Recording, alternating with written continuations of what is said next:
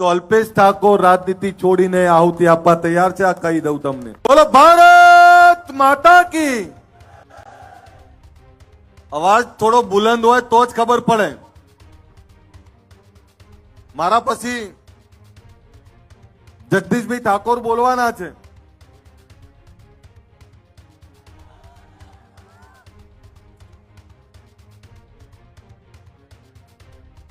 આજે ગુજરાત ક્ષત્રિય ઠાકોર સેનાના આમંત્રણને માન આપીને સમગ્ર ગુજરાતનો સમાજ આવ્યો છે અને સમાજની સાથે તમામ સામાજિક રાજકીય શ્રેષ્ઠીઓ આવ્યા છે। આપણી વચ્ચે અમરતજી ઠાકોર, જયસિંહજી ચૌહાણ, દિલીપજી ઠાકોર, ચંદનજી ઠાકોર, રોહિતભાઈ ઠાકોર, કેશાજી ચૌહાણ, લવિંગજી ઠાકોર,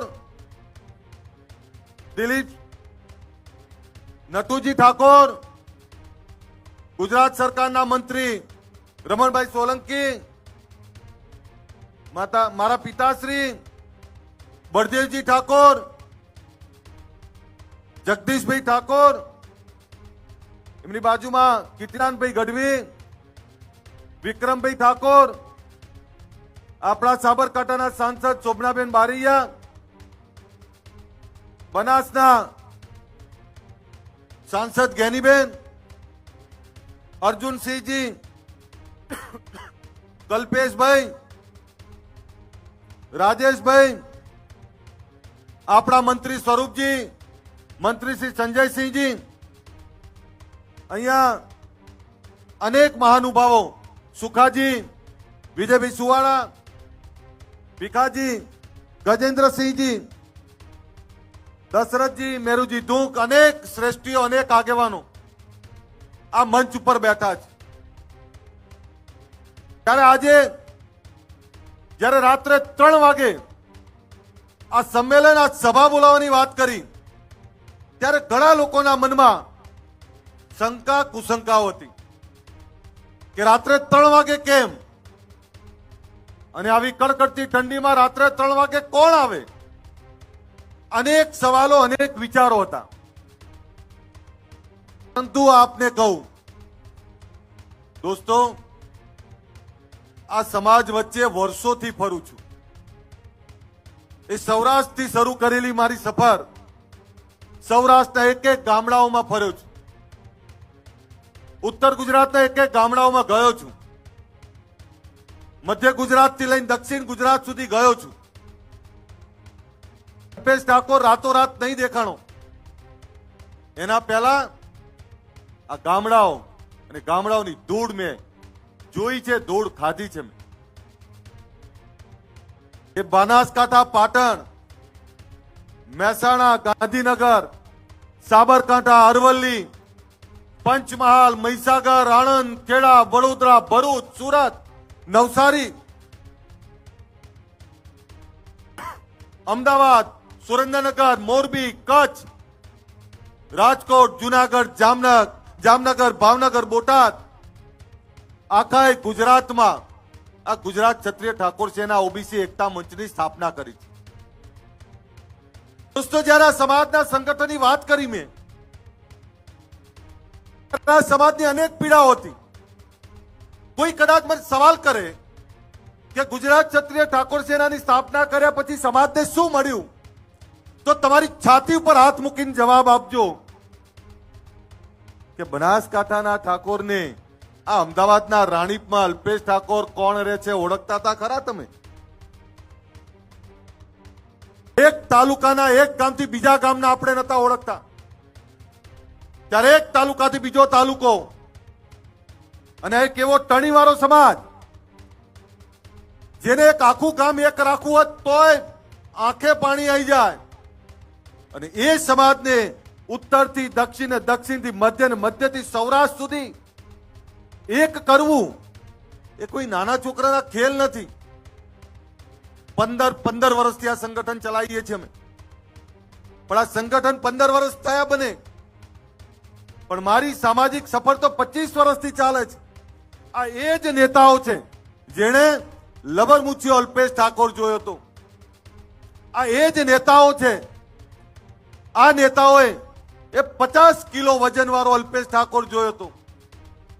આ એ જ નેતાઓ છે જેમની આંગળી પકડીને હું સમાજ સેવાને રાજનીતિ શીખ્યો. આજે એ જ નેતાઓ આપણાને આશીર્વાદને, સહકારને, સમર્થન આપવા આવ્યા છે. આ ધન્યવાદને પાત્ર છે આ તમામ નેતાઓ. સાહેબ, તમામ નેતાઓની રાજનીતિક વિચારધારા અલગ છે, પણ સામાજિક વિચારધારા માટે એક મંચ ઉપર બેઠા છે. આવું ક્યારેય ના બને. એ તો ભગવાન ભોળોનાથ આપણી જોડે હોય, માં પરમાત્મા અને માં કુળદેવી આપણી જોડે હોય તો જ આ થઈ શકે, બાકી ના થાય. અને સાહેબ, કલ્પના તો કરો, ધોળા દિવસે ગાડીઓના ભાડા મૂકો તોય ભેગા ના થાય. એ રાતના અંધારામાં રાતના 3 વાગે આ સમાજ ભેગો થાય. સાહેબ, જાગ્યો છે સમાજ. કોઈએ મને પૂછ્યું કે રાતના 3 વાગે શું આ અભ્યુદય શેનો? અભ્યુદયનો મતલબ શ્રેષ્ઠ સમય. અભ્યુદય એનો કે હા, હવે વ્યસનની સામે જાગ્યા છીએ. એ દિવસ યાદ કરો, 2016 26મી જાન્યુઆરીનો એ દિવસ, જ્યારે જીએમડીસી ગ્રાઉન્ડમાં આપણે લાખોની સંખ્યામાં એકત્રિત થયા હતા. અને ત્યારે વાત મૂકી હતી વ્યસન મુક્તિની. અને જ્યારે વ્યસન મુક્તિની વાત મૂકી ત્યારે લોકો આપણા પર હસતા હતા. કેમ હસતા હતા? કે આપણામાં વ્યસનો ખૂબ હતા. કોઈ સમાજનો દીકરો રાહ ભટકેલો દારૂ પીને જતો હોય તો લોકો એવું જ કે આ ઠાકોર હશે. પણ જયારે 2016 26મી જાન્યુઆરીએ વ્યસન મુક્તિનો મહાકુંભ કરીને એક વિચારધારા મૂકી, હવે અમારા નવલોહિયા યુવાનોને, અમારા દીકરાઓને ભર જવાનીમાં ખોવા નથી. અમારી દીકરીઓને ભર જવાનીમાં વિધવા નથી જોવી. અમારા દીકરાને, દીકરીને અનાથ નથી જોવા. એટલે આ વ્યસન રૂપી રાક્ષસને બગાડવો છે, એના માટેનો વ્યસન મુક્તિનો મહાકુંભ કર્યો. અને સાહેબ, આ ગુજરાત ક્ષત્રિય ઠાકોર સેનાના મારા તમામ યુવાનો, આ યુવાનોનો આભાર માનું કે મેં કોઈ વાત મૂકી, એ વાતને આ યુવાનોએ ઘરે ઘરે સુધી પહોંચાડી, ગામ ગામ સુધી પહોંચાડી. આજે છાતી ખોલીને કહી દઉં કે ગુજરાતમાં ગામડાઓમાં આ સમાજમાં 90-95% વ્યસન મુક્તિ આવી ગઈ છે. હવે શોધવો પડે તમારે કે કોણ પીવે છે. શહેરોનું આંકલન નથી કર્યું મેં, પણ આ વાત એટલે કરું છું કે ગુજરાતના જે સમૃદ્ધ સમાજો છે, સમૃદ્ધ સમાજોના દીકરા દીકરીઓ હવે આ રવાડે ચડ્યા છે. ત્યારે એમને કહેવા માંગુ છું કે અમે કેવા સમાજમાં જન્મ્યા છીએ કે જેનો બાપ જમીન જાગીરી વાળો, બીજાના રખોપા કરનારો. અમે વર્ષો પહેલા જો વ્યસનો છોડી દીધા હોત તો આ અમદાવાદ ને ગાંધીનગર અડધી જમીનો હજુ અમારી પડી હોત. આ વાત તમને કહેવા આવ્યો છું કે અમદાવાદ ને ગાંધીનગરની જમીનો જેની હતી એ ઠાકોરોની હતી, પણ અજ્ઞાન ત્યાં વ્યસનોના કારણે અમે ઘણી બધી જમીનો ખોઈ, જમીન જાગીરીની સાથે સમૃદ્ધિ ખોઈ. ત્યારે ગુજરાતની જનતાને કહેવા માંગુ છું કે તમે આ ખોવા ના માંગતા હો તો તમારા દીકરા દીકરીને વાળી લેજો. અમે ભોગવ્યું છે, તમે નહીં ભોગવી શકો. અને એટલે જ જયારે વ્યસન મુક્તિની વાત કરીને એની સફળતા જોઈ ત્યારે 2016 અને 2026 એક નવો વિચાર લઈને આવ્યા છે. એ વિચાર છે શિક્ષણનો. તમામ સમાજના દીકરા દીકરીઓ આઈએએસ, આઈપીએસ, યુપીએસસી, જીપીએસસી આ પાસ કરે. અને આપણે હજુ પણ ગુજરાતનો કહેવાતો સૌથી મોટો સમાજ હજુ પણ એક ડીએસપી કલેક્ટર નથી આપી શક્યા, તો જાગીએ તો ખરા ને. આ એના માટે બોલાયા છે તમે. સાહેબ, તમામ સમાજની સંસ્થાઓ છે, તમામ સમાજની સંસ્થાઓમાં એમની આવનારી પેઢી માટે, ઉજ્જવળ ભવિષ્ય માટે, એના ઉજ્જવળ ભવિષ્ય માટે શિક્ષણની વ્યવસ્થાઓ થાય, એમના દીકરા દીકરીઓ ડીએસપી કલેક્ટર થાય, તો આપણે ક્યાં સુધી ઊંઘતા રહેવાનું? અને બીજું આપને કહેવાય એ પણ આવ્યો છું કે આપણે કહેવાય પછાત શેમાં? તો કે શિક્ષણમાં. આ શિક્ષણનું પછાતપણું ભાંગવું છે, અને શિક્ષણનું પછાતપણું ભાંગવું છે એના માટે કોઈ એક વ્યક્તિથી કઈ નહીં થાય. એક વિચાર મૂકવો પડે, ને વિચારને આપણે બધા એક સાથે ઉઠાવવો પડે, તો જ કંઈક થાય, બાકી કંઈ ના થાય. જે સમાજો આગળ આયા એ સમાજોમાંથી પ્રેરણા લેવી પડે. જે સમાજો આગળ આયા એ સમાજોથી શીખવું પડે, અને નહીં શીખીએ તો થાકી જઈશું. દોસ્તો, મને ભરોસો છે, મને ભરોસો છે કે જે સમાજ રાતના 3 વાગે ભેગો થઈ શકતો હોય એ હવે જાગ્યો છે, અને એની આવનારી પેઢીના ભવિષ્ય માટે જાગ્યો છે. ત્યારે આને હવે કોઈ પાછો નહીં પાડી શકે.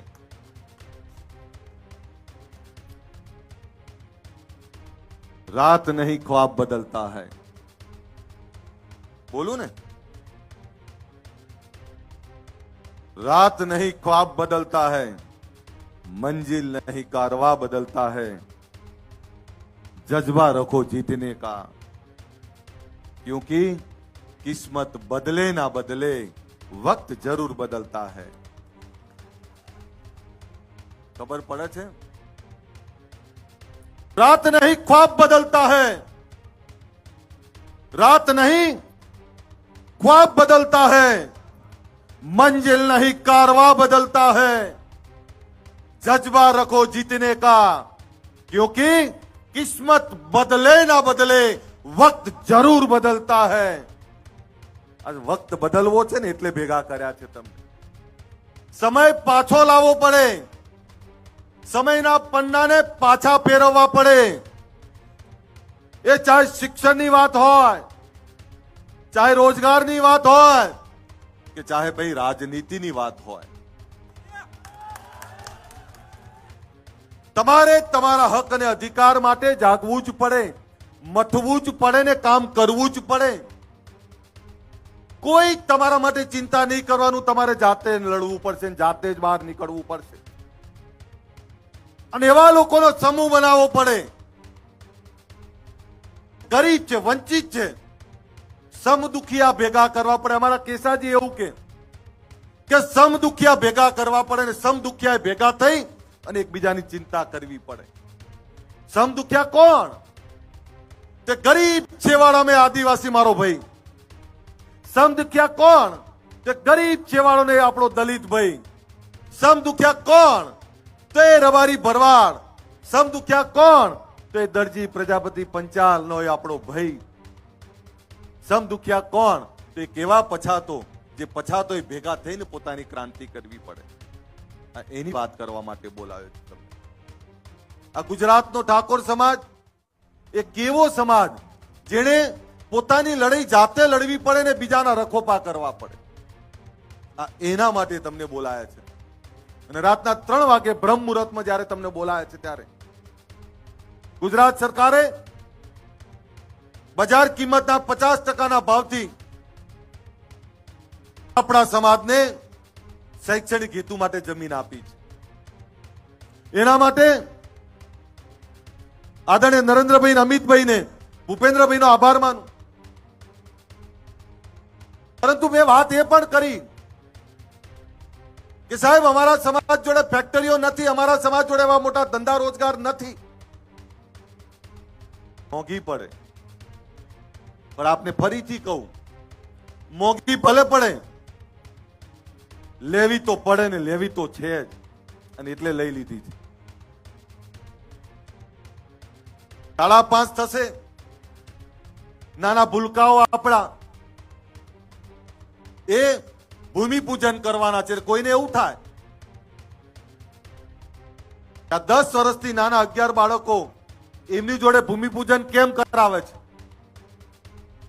ત્યારે બાળકોને કહેવા માટે કે કાલ અમે જતા રહીશું, આ તારા માટે ભવ્ય ઇમારત બનાવી રહ્યા છે, આ એના માટે તારા જાતે તારું ભવિષ્યનું નિર્માણ કરવા માટે ભૂમિપૂજન કરાવીએ છીએ. સાહેબ, એક એવું સરસ્વતી ધામ જ્યાં યુપીએસસી જીપીએસસી ના ક્લાસ ચાલતા હોય, એક એવું સરસ્વતી ધામ જ્યાં અદ્યતન લાઇબ્રેરી હોય, એક એવું સરસ્વતી ધામ જ્યાં 2000 થી વધારે દીકરા દીકરીઓ રહી શકે, એક એવું સરસ્વતી ધામ જ્યાં સ્પર્ધાત્મક પરીક્ષાઓની તૈયારી થઈ શકે, એક એવું સરસ્વતી ધામ જ્યાં વિદેશ અભ્યાસ ને વિદેશ રોજગાર માટેનું માર્ગદર્શન મળી રહે, એક એવું સરસ્વતી ધામ કે સરકારની તમામ યોજનાઓની અમલવારી હોય. એક એવા સરસ્વતી ધામની વાત કરું છું જે સરસ્વતી ધામમાં આ સમાજની દિશા નક્કી થાય અને સમાજના બાળકોના ભવિષ્યની ચિંતા થાય. એ સરસ્વતી ધામનું આજે ભૂમિપૂજન કરવાનું છે, એના માટે તમને બોલાયા છે. સાહેબ, એવું નથી કે આ સમાજના શ્રેષ્ઠીઓ કંઈ નથી કર્યું. આ ગુજરાતમાં 50 થી વધારે સંસ્થાઓ ચાલે છે. દરેક આગેવાન પોતપોતાની રીતે મથે છે, કરે છે, અને તમામ આગેવાનોને વંદન કરવા પડે. પરંતુ એક સંસ્થા કે 50 સંસ્થાઓથી કંઈ નહીં થાય. આપણે તાલુકે ને જિલ્લે આવી સંસ્થાઓ ઊભી કરવી પડે. સાહેબ, અભિનંદન આપવા પડે પાટીદાર સમાજને. કેટલી બધી સંસ્થાઓ બનાવી એમણે. અભિનંદન આપવા પડે રબારી સમાજના રેક સંસ્થા મારી જ વિધાનસભામાં છે. ચૌધરી સમાજનું આંજણા ધામ મારી જ વિધાનસભામાં બને. પ્રજાપતિ સમાજનું ભવ્ય સંકુલનું ભૂમિપૂજન થઈ ગયું, એ પણ મારી જ વિધાનસભામાં બને. બ્રહ્મ સમાજનું ભવન પણ અહીંયા જ ચાલે. સરદાર ધામ પણ અહીંયા જ. અને આ જ બધાની વચ્ચે સરસ્વતી ધામ પણ આપણું ત્યાં જ બની રહ્યું છે. એટલે મને ભરોસો છે કે હવે આપણાને કોઈ નહીં રોકી શકે. દોસ્તો, તમને વિનંતી કરું છું, વેસનોમાંથી બહાર નીકળ્યા છીએ, જોજો પાછા વેસનો બાજુ ના ફરતા. વિનંતી કરું છું, પેટે પાટા બાંધીને પણ દીકરા દીકરીને ભણાવો. દીકરા કે દીકરીના લગ્નમાં લકલૂટ ખર્ચો કરીને દેખાડા માટે જમીનો ના વેચાય. વિનંતી કરું છું અહીંયા બેઠેલા તમામને, જેની જોડે જે જમીનો બચી છે સાચવી રાખજો. તમે ક્યારે કલ્પના કરી હતી કે આ ગાંધીનગરમાં 50 કરોડનો વીઘો હોય? ક્યારે કલ્પના કરી હતી કે અમદાવાદમાં 100 કરોડ રૂપિયાનો વીઘો હોય? આ જમીનો સાચવી રાખો. જે જમીન આજે 5 કરોડની છે, હું તમને દાવાથી કહું 10 વર્ષ સાચવી રાખો, એ 25 કરોડની થવાની છે. અને 25 કરોડની થાય પછી ફેક્ટરી નાખવા માટે વેચશો ને તો અમને ગમશે. કારણ કે જમીન 1 વીઘો વેચ્યા પછી જે ફેક્ટરી નાખશો અને ફેક્ટરી નાખ્યા પછી બીજી 5 વીઘા લઈ શકશો, એનું ગમશે અમને. પણ ખોટા દેખાડા ને ખોટા એબમાં જો જમીનો વેચશો તો આવનારી પેઢી માફ નહીં કરે. હું નસીબદાર છું કે મને આ સમાજમાં જમ્યો ને આ સમાજે મને પ્રેમ આપ્યો. સાહેબ, નસીબદાર છું કે આ આગેવાનો પોતાના પોલિટિકલ રાજકીય વિચારધારા છોડીને સામાજિક વિચારધારામાં આપણી વચ્ચે બેઠા છે. સાહેબ, હવે મારી એ જવાબદારી થાય છે અને અમારી એ જવાબદારી થાય છે, ગુજરાત ક્ષત્રિય ઠાકોર સેનાની જવાબદારી થાય છે કે તમે તમામ મોભીઓ એક સારા કામમાં, ભગીરથ કાર્યમાં, સમાજની એકતામાં જ્યારે અહીંયા એને બેઠા હોય ત્યારે આ એકતા તૂટે નહીં, તમારું દિલ ના દુભાય, એની જવાબદારી પણ અમારી જ છે કે નહીં? આપણી જવાબદારી હોય તો એકવાર જોરદાર તાળીઓ પાડીને સમર્થન આપજો. થાય ને આપણી જવાબદારી? અરે, આગેવાનોને કહીએ છીએ કે સાહેબ, આ સમાજમાં એક એવા બોલકા યુવાનો તૈયાર કર્યા છે અમે, જે સમાજની ચિંતા કરે છે. આ લાલ કેસ વાળા યુવાનો, તમે વિચારો, રાતના 3 વાગે સભા કરે અને રાજકીય આગેવાનોને બોલવાની પ્લેટફોર્મ પૂરું પાડે અને એમને તો શું મળવાનું છે હજુ ખબર નહીં. એક વિચારધારા માટે મથે છે. અને સાહેબ, આ બધા એવા લોકો છે કે છેલ્લા 15 વર્ષથી મારી જોડે છે. આમાંથી 98% લોકો એવા છે કે 15 વર્ષથી મને હિંમત આપતા રહ્યા છે, ચિંતા ના કરો, આવનારો સમય આપણો છે. એક જ વાત કરે સાહેબ, આ યુવાનો એવા છે કે જેણે મને ક્યારેય એકલો નહીં પડવા દીધો. અને ઘણીવાર કહું, ઘણા મને હળવાશથી લેવાનો પ્રયત્ન કરતા હોય, પણ આ સમાજની એકતા કરવી હોય તો સહન કરવું પડે.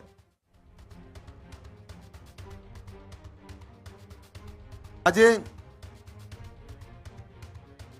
સરસ્વતી ધામની વાત કરીએ છીએ આપણે, અને જ્યારે સાચું કામ થતું હોય ત્યારે તમામ લોકો સમર્થન આપતા હોય, અને ત્યારે આટલા બધા લોકો અહીંયા ઉપસ્થિત છે, બધાનો હું આભાર માનું છું. સાહેબ, અમારે વિચારધારા જે મૂકી છે, વિચારધારાને વધારે મજબૂત કરવી છે. એમાં તમારા બધાના સહકારની જરૂર છે. પરંતુ જે લોકો આ ગરીબ વંચિત આ સમાજને કમજોર સમજતા હોય તેવા લોકોને કહું છું કે અમે જાગ્યા છીએ. તમામ સમાજોને આભાર માનું કે જ્યારે આખા ગુજરાતનો સમાજ અહીં આવતો હતો ત્યારે રબારી સમાજે નક્કી કર્યું કે આજે અમે દૂધ નહીં ભરાઈએ. એમણે દૂધ માટેની વ્યવસ્થા કરી. પાટીદાર સમાજે એવું કીધું કે અમારે નાસ્તો કરાવો છે, આખો ગુજરાતનો સમાજ આવે છે, ત્યારે અમે નાસ્તાની વ્યવસ્થા કરી. એમણે ચૌધરી સમાજના યુવાનો અહીંયા મથી રહ્યા હતા, એમણે નાસ્તાની વ્યવસ્થા કરી. બ્રહ્મ સમાજના યુવાનો છે, વડગામથી ને અમદાવાદથી આવેલા, અહીંયા નાસ્તાની વ્યવસ્થા કરી. અહીંયા દરબાર સમાજના યુવાનો કામ કરતા હતા. સાહેબ, તમે જ્યારે સાચું કામ કરો ત્યારે 10 દિશાઓમાંથી તમને સમર્થન મળે. મારા ગુજરાત ક્ષત્રિય ઠાકોર સેનાના મારા તમામ યુવાનોની માફી માંગુ છું, કારણ કે આજે એમને બધાએ બોલવાનું હતું, પણ માફ કરશો, સમય ખૂબ છે. સમય એટલો બધો હતો કે આખી રાત ગઈ છે, તમને સાંભળી નહીં શક્યા, પણ તમે ખૂબ મહેનત કરી છે. તમારા થકી જ આ સંગઠન છે. તમને સાંભળવા હતા, મારે સાંભળવા હતા. તમને ઘણીવાર કોઈ વસ્તુમાં ટોકું, રોકું, કદાચ કડક થવું, તમે ક્યારે મને સામે જવાબ નહીં આપ્યો. તમે હંમેશા મને એક વડીલની રીતે તમારી જોડે રાખ્યો. પોતાના ઘરનો મોભી હોય એ રીતે જ મને રાખ્યો છે. સાહેબ, અમારી ગુજરાત ક્ષત્રિય ઠાકોર સેના એ મારું હૃદય છે, મારો આત્મા છે. આ સમાજ મારો આત્મા છે. સાહેબ, મેં તો રાજનીતિ પણ આ લોકો માટે જ પસંદ કરી છે. અને એ કહી દઉં આપને, જે દિવસે મને એવું લાગશે કે હું રાજનીતિમાંથી તમને કંઈ નહીં આપી શકું, હસતા મોય નીકળી જઈશ, પણ તમારી વચ્ચે રહેવાનું પસંદ કરીશું. મને એવો મોહ નથી રાજનીતિનો કે જેનાથી હું તમને કંઈ આપી ના શકું. કરતા મરત કંઈક આપીને જઈશ, એટલું યાદ રાખજો. આ એક ભવન આપ્યું છે, આવનારા સમયમાં 8 ભવનોના ખારત મુહૂર્ત કરવાના છે આપણે. મારા માટે પહેલા તમે છો, મારા માટે એ પહેલા ગરીબ લોકો છે. હું એ બાપનો દીકરો છું, એ સમાજનો દીકરો છું કે જેનો બાપ તમામ સમાજોના રખોપા કરતો હતો, તમામ સમાજોની ચિંતા કરતો હતો. ત્યારે એ જ ક્ષત્રિય ઠાકોરની વાત કરું છું જે તમામ સમાજોની ચિંતા કરે. પણ આજે જ્યારે મારા સમાજની ચિંતા કરવાની થઈ છે, ત્યારે એટલું યાદ રાખજો, આવનારો સમય આપણી રાહ જોવે છે. આ અભ્યુદય એનો છે, નથી વ્યસન કરવું. અમારે અમારા બાળકોને ભણાવવું છે, એનો અભ્યુદય કરવો છે. અમારા વ્યસનોમાંથી બહાર નીકળી અમારા બાળકો માટેની રોજગારની દિશાઓ ખોલવી છે, આ એનો અભ્યુદય કરવો છે. અભ્યુદય એટલે શ્રેષ્ઠ સમય 2016-2026 આજે વચન આપીને જઉં છું કે 2036 માંથી 10 વર્ષ જયારે પૂરા થશે ત્યારે 2036 ની એ સભાની અંદર કદાચ અમે નીચે બેઠા આવીશું, પણ એટલું દાવાથી કહું કે 2036 માં સમાજની કોઈ દીકરી ડીએસપી બનીને ભાષણ કરતી હશે, કોઈ દીકરો કલેક્ટર બનીને ભાષણ કરતો હશે. આ એનું ભૂમિપૂજન કરવા માટે બોલાયા છે. જોવો છે ને એવો સમય, તો તમારો હુંકારો જોરદાર આવે ને તો જ હું બોલું, બાકી તો હું બંધ કરી દઉં. જોવો છો ને સમય, આ એનું ભૂમિપૂજન કરવા બેઠા છીએ. અને ત્યારે તમને એ પણ કહું, વંચિત, ગરીબ, શોષિત એ કોઈ અન્યાય અત્યાચાર નહીં સહન કરે. જ્યારે જ્યારે એની વાત આવી ત્યારે પણ આપણે લડવું પડશે, એની માટે લડવું પડશે, નીતિઓ સામે લડવું પડશે. ક્યાંક કોઈ નીતિ આપણાને અડચણરૂપ બને તો એ નીતિઓ સામે બોલવું પડે. મર્દાનગી એનું જ નામ છે ભાઈ. માય કાંગલાનું કોઈ ના બોલે. જે લડાઈ એ જ લડી શકે જેનામાં જીગર છે, જેનામાં હિંમત છે ને જેનામાં ઈમાનદારી છે. તમારે ઘણીવાર બધા મને હસતો જોવે, ક્યારેક કોઈ મને એવું કે હસવાનું બંધ કર દે, પણ એ લોકોને ખબર નહીં मेरे चेहरे को पढ़कर, मेरे चेहरे को पढ़कर कुछ लोग समझते हैं कि मुझे जानते हैं. મગજમાં જતું હોય તો હુંકારો આપજો તો જ બોલીશ. मेरे चेहरे को पढ़कर कुछ लोग समझते हैं कि मुझे पहचानते हैं. ये तो ये हो गया जैसे समंदर की लहरों को छू के ये समझते हैं कि समंदर को जानते हैं. મને નહીં ઓળખી શકો, તમે નહીં ઓળખી શકો, કારણ કે એટલું બધું તોફાન, એટલું બધું દર્દ, એટલી બધી તકલીફ છે. કેટલાક એવું છે કે રાતના 3 વાગે ઠાકોર કેમ આવે, કેટલાક એવું કહે છે કે રાતના 3 વાગે ઓબીસી કેમ આવે, કેટલાક એવું કહે છે કે રાતના 3 વાગે આ વંચિતો કેમ આવે. એ ભૂખ્યા છે એટલે આયા છે, પોતાની દિશા ખોલવા આયા છે, આ એટલે રાતના 3 વાગે આયા છે. ભૂખ મિટાવી છે, એ દર્દમાંથી બહાર નીકળવું છે, આ એના માટે આયા છે. એ બ્રહ્મ મુહૂર્તમાં પોતાની દિશા નક્કી કરવા માટે આવ્યા છે ને એટલે રાતના 3 વાગે આવ્યા છે. આ દેશની અંદર જ્યારે દેશ આઝાદ થયો ત્યારે આ દેશમાં રાત્રિ સભાઓ થઈ હતી. તમે ઇતિહાસના સાક્ષી છો, એ કહેવું છે તમને. આ દેશમાં જ્યારે દેશ આઝાદ થયો ત્યારે રાત્રિ સભાઓ થઈ હતી. જયપ્રકાશ નારાયણ 1974-75 માં રાત્રિ સભા કરેલી.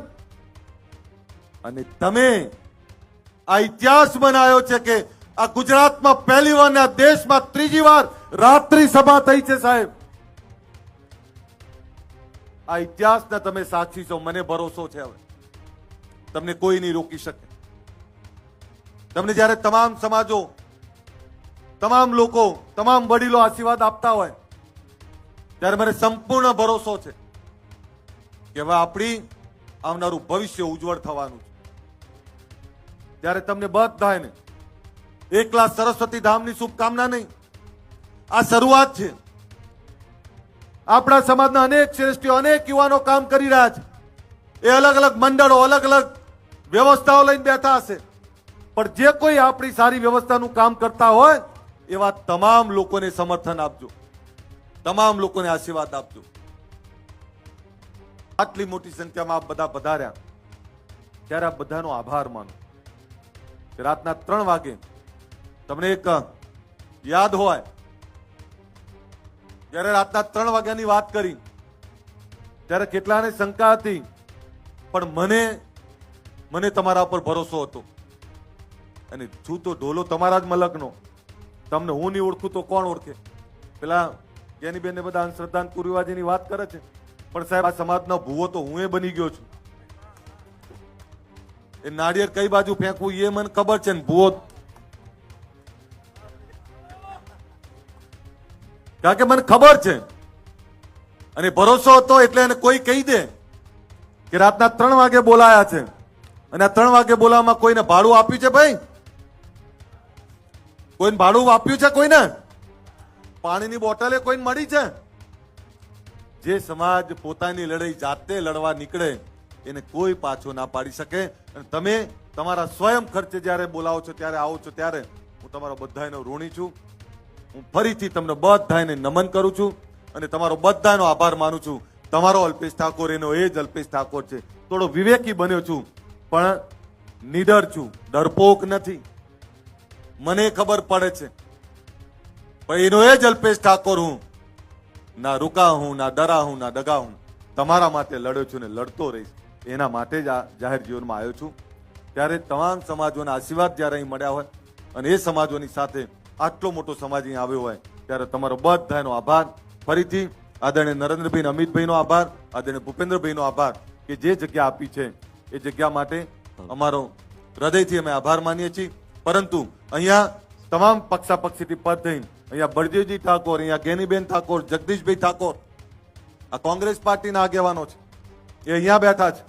અને એની સાથે અહીં જયસિંહભાઈ ચૌહાણ, દિલીપજી, અહીં ચંદનભાઈ બેઠા છે, અહીંયા કેસાજી, અહીંયા રોહિતભાઈ બેઠા છે, સરકારના મંત્રી રમણભાઈ બેઠા છે, નટુજી ઠાકોર બેઠા છે, આપણી વચ્ચે સ્વરૂપજી ઠાકોર છે આપણા મંત્રી, એક બીજા સંજયસિંહ મહિડા ગયા, આપણા ધારાસભ્ય બેઠા છે, અહીંયા અર્જુનસિંહ ભીખાજી, સુખાજી ભીખાજી આપણા પ્રમુખ, ભાઈ રાજેશભાઈ, અનેક લોકો બેઠા છે.